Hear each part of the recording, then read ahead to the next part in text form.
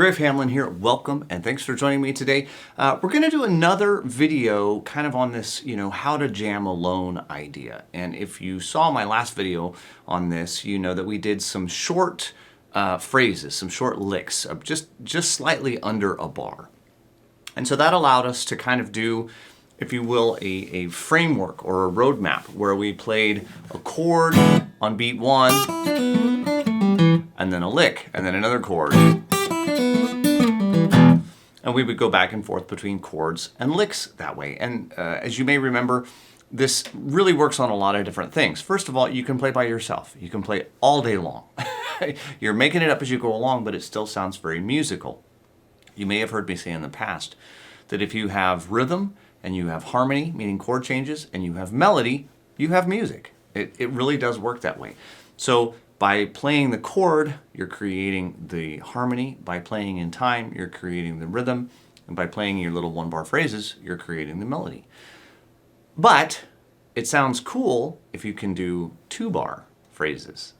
So today, what we're going to do is I'm going to give you a couple of two-bar phrases that you'll notice are actually fairly similar, at least as far as the finger movements, to the one-bar phrases you did. And I alluded to this fact in the last video, which is you can pretty much just take a one-bar phrase and play it twice, and it's a two-bar phrase. Likewise, you can take a two-bar phrase, split it in half, and it's probably going to be two nice one-bar phrases. It's unusual that a two-bar phrase won't split in the middle if you need it to. Okay, so we're going to do two licks, and then I'm going to show you how to put it together. We're going to do a different turnaround as well, so we'll add another turnaround to your arsenal. Let's check out the first lick. 1, 2, 3, 4, 1.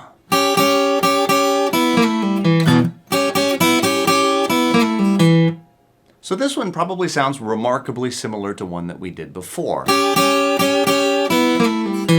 Except it's a little bit different in the way we're going to slide through the end. So we're going to start with the G on the top string and the C sharp on the second string. Now if you remember from my last explanation of that, it's a little bit out of the E minor box 1, the blues scale that we use, but it works and it sounds good, so we're going to stick with it. So we're going to strike that 1, 2, 3, get the two open strings there at the top. Now we're going to do a quick little slide from the B flat to the A on the third string, the third fret to the second fret. If you can't make that grace note and make that quick move, just strike the A at the second fret. Pull off to the G, the open G, and down to the second fret E on the fourth string.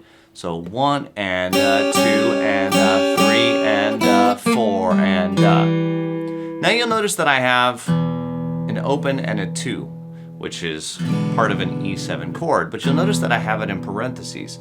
And there's an important reason for that.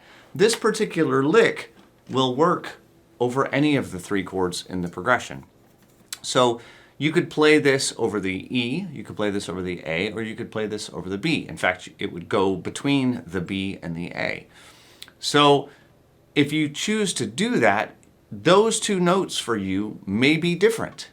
Okay, so in this case, I'm putting the E, but if I were playing it over the A chord, I would put an A there. So I could have A,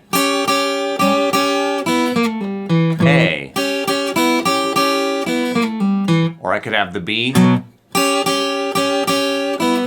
the A to the E to the B. Right, so I could do a lot of different ideas. And we're not going to play it exactly like that, but I just want to show you that it's an option. So the second half of this, after I've struck a couple of, 1, 2, 3, however many strings of the chord, I'm going to have that G to C sharp again, but this time I'm going to do Robert Johnson style and hit that again and go to the open and back. So it's 1 and 2 and 3. That's the two opens again and that same slide. So it's very, very similar, but it is a subtle difference that if you weren't expecting it, it might throw you. So the whole thing, 1 and 2 and 3 and 4 and 1 and 2 and 3 and 4 and 1, 2,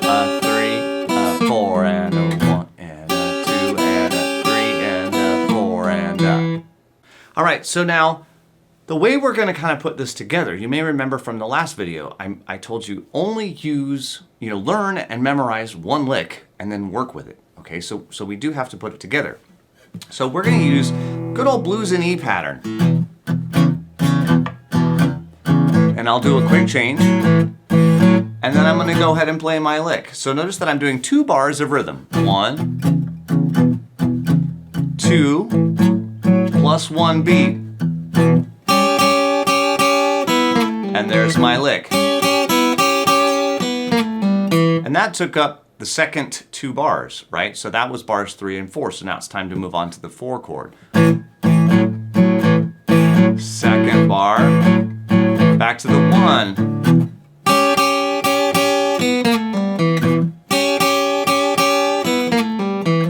The 5, the 4,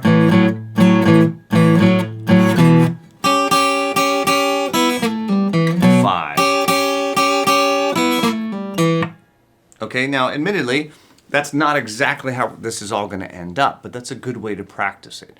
You do 2 bars of rhythm, 2 bars of fill, 2 bars of rhythm, 2 bars of fill. You can also reverse that. You could do 2 bars of fill, 2 bars of rhythm, however you want to mix and match. You can sometimes just do 1 bar of rhythm and then do 2 bars of fill, and it'll kind of mess things up in a fun way.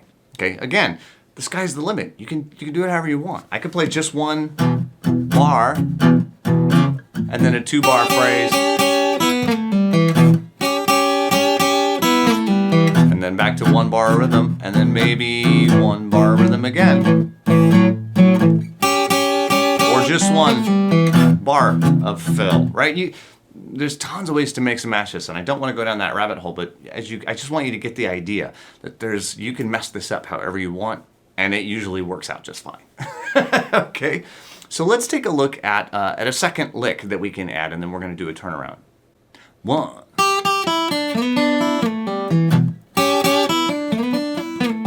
Right, so again, you're seeing finger movements that we've done before and that kind of thing.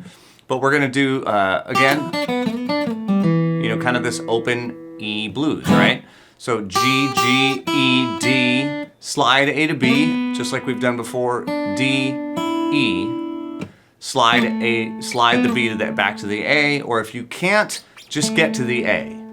Pull off to the G and the E. And again, the little E, the slow E in parentheses is because I might be on an A, in which case I would change that, or I might be on a B, in which case I would change that.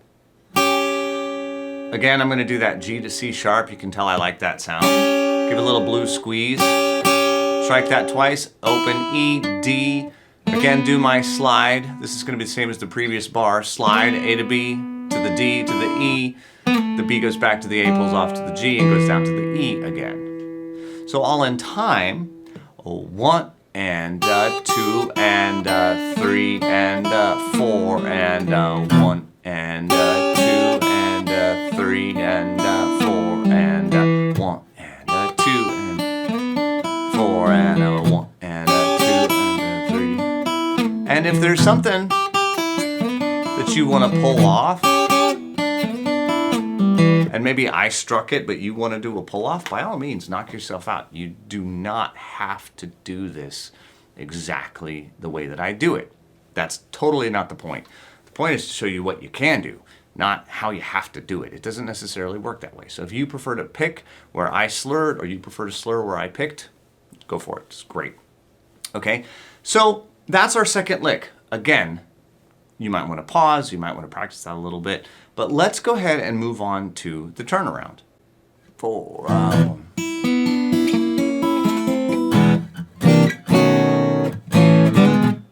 Okay, so starting with the E, that makes sense, right? It's our last 2 bars of our form. I'm going to strike the high E. You may have noticed that's, again, a kind of a common thing that we do here. Now I'm going to basically set up my hand so that I've got a finger on the 4th fret B of the 3rd string, and a finger on the 3rd fret D on the 2nd string, and then I got the open E. And I'm going to slide those fingers down. 4, 3, open, 3, 2, open, 2, 1, open. Then my E7 chord. Then I'm gonna go to the 5 chord, but from a half step above. C9 to B9. Right? You could do old school is like C7, and you sort of leave that open even though it sounds a little wacky. It's actually not awful. You could do that kind of thing. You could do a C7. You could do a C7 to kind of like that. It's okay if you have trouble with the 9th chords. You can make that whatever chord you can finger, and it'll work just fine. It could be a C7 to a B7, C9 to a B9, whatever feels comfortable. Okay. Now the last little bit, you see, it's a group of 2s. It's basically an A bar chord. Group of 2s across the 2nd, 3rd, and 4th string. And you'll notice that I'm playing it with my middle finger. And the reason that I'm playing it with my middle finger is because I'm going to strike that on a down strum, and then I'm going to come up and I'm going to kind of do another one of those pick drags across the middle strings. I might get the top string as well. And I'm going to hammer, as soon as I drag my pick across, I'm going to hammer that first finger down, and that creates the bottom part of an E7. And then I'm going to let my middle finger kind of drag behind. But remember that as soon as I get down here, the next thing that I'm going to hit almost right away is an E chord. I'm going to be back into that.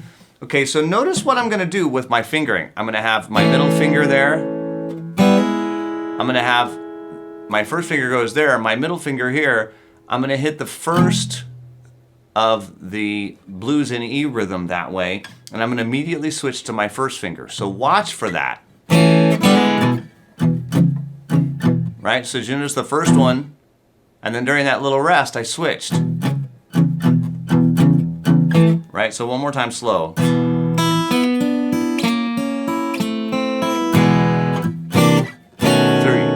4, 1, 2, 3. One more time. 1, 2, and a 3, and a 4, and a 1, 2, 3, 4.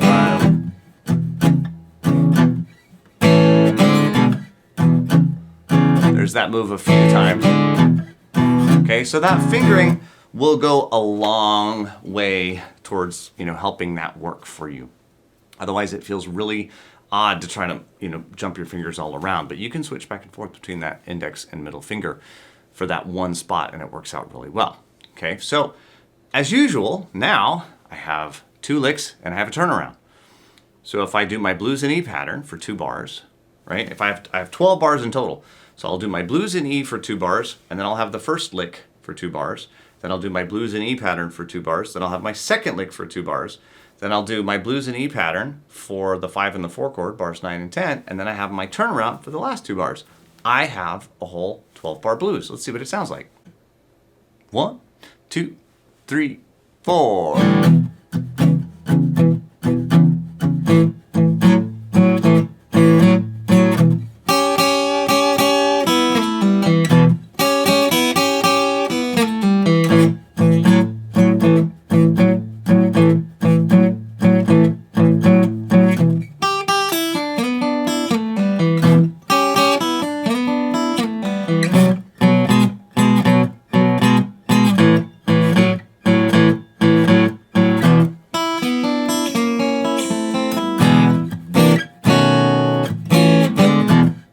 And of course, if you were playing, I'll say for real, you'd keep going. Start up again. And I could reverse the order of the licks. I